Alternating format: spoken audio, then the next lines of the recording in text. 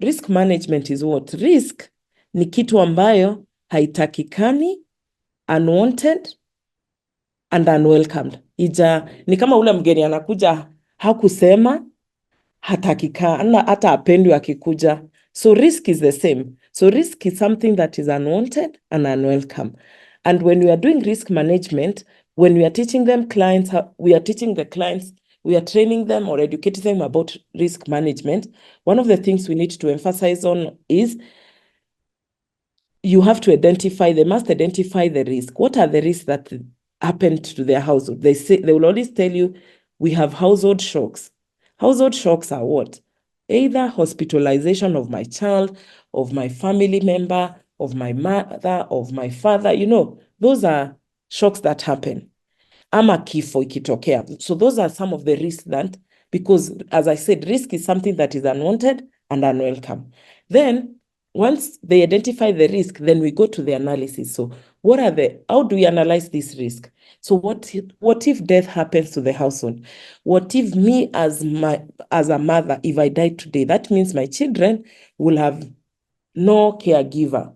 That means my children may not have school fees. That means my children may be in the streets. So you're trying to analyze this risk. Then you reduce it. How can I reduce? To avoid my children being in the street, to avoid my children not having a caregiver, then I'm going to have someone called a next of kin. Maybe, for example, I'll have a next of kin who I know if today I die, my children can go live with my sister or my mother or my brother, or my friend. So you try to help them analyze that. Then if in case I'm hospitalized and I'm the caregiver, where can we get the money from? I need to have a bit of savings. I need to have insurance. In case I die, I need to have insurance so that even if I die, my children are able to get money that can be able to push them to the next of kin, can help them restart their life in their new home.